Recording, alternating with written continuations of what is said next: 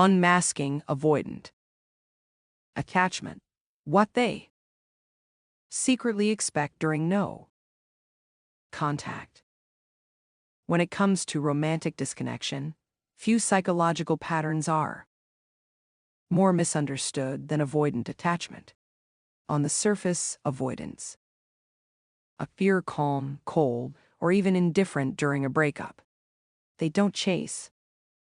They don't call. They often look like they've moved on the moment you go silent. But this surface-level stillness masks an emotional undercurrent that runs far deeper and far more contradictory than most people realize. In this expert analysis, we'll uncover what avoidantly attached individuals secretly expect during no contact, why it may shock you, and most importantly, how this knowledge helps you reclaim your power. The hidden pattern: you're supposed to come back. Avoidants often have a history of emotional suppression. Their instinct is to pull away when closeness starts to feel overwhelming. But here's the paradox: though they create emotional distance, they unconsciously expect you to close the gap. Why? Because it's happened before. Whether with parents, partners, or friends, the avoidant often learns that they can withdraw, and someone else will do the emotional labor. So when you go completely silent, it disrupts that pattern. They might not show it, but deep inside, they notice the silence. Each day you don't reach out challenges their assumption, and this unnerves them more than they'll ever admit. They expect emotional loyalty without closeness. Avoidants live in an emotional contradiction. They fear intimacy, but they also fear abandonment. During no contact, many of them secretly hope you're still holding emotional space for them. They want you to be out there, still loyal, still emotionally available, but without pressure. In essence, they want the comfort of your love, without the responsibility of reciprocating it. It's a fantasy. You're orbiting, waiting, patient, while they remain protected in their emotional bubble. They secretly want you to prove them wrong. Avoidantly attached individuals often carry deep-rooted beliefs. If someone really knew me, they'd leave. I'm too much. I'm not worthy of lasting love. This fuels their emotional retreat, but ironically, they crave to be proven wrong.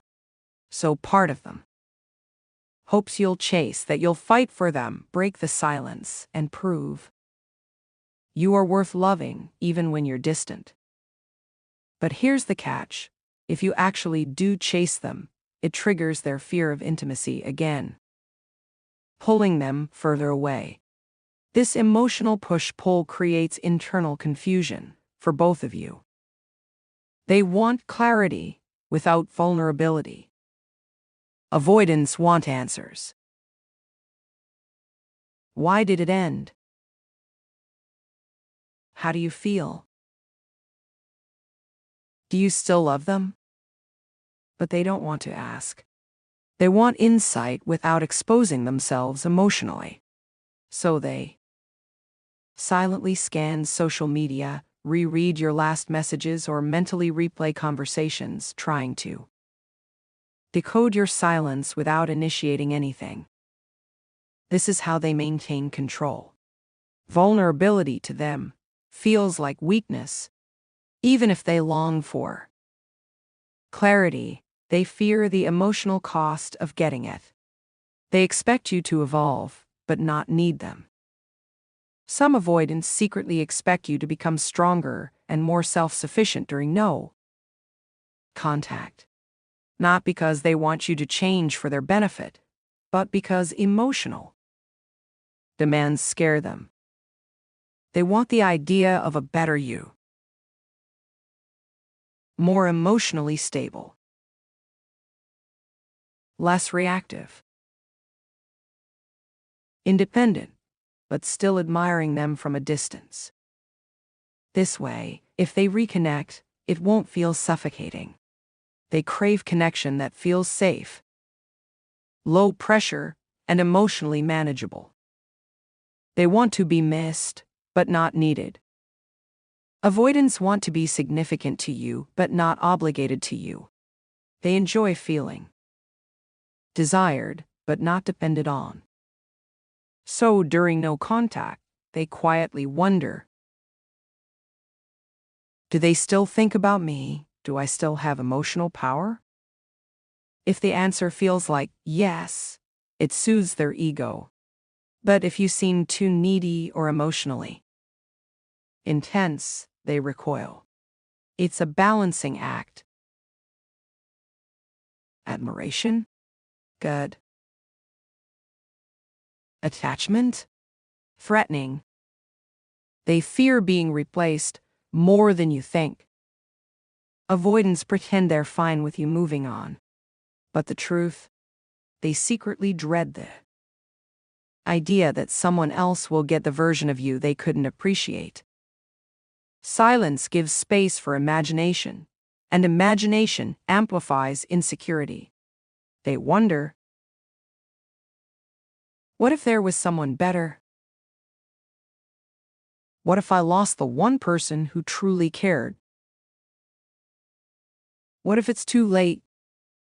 These thoughts stir shame, panic, and regret, emotions they won't show. Instead, they double down on their silence as a defense. They might expect no contact to hurt you.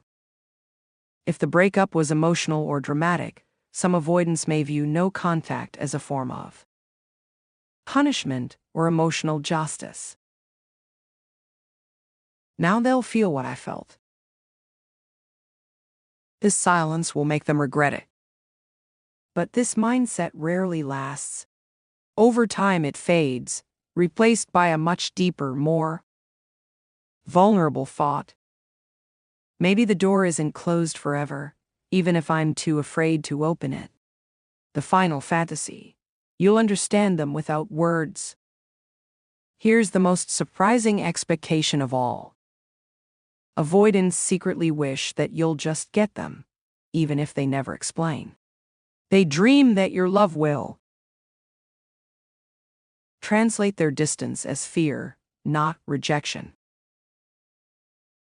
Decode their coldness as protection, not indifference. See past their silence and still choose them.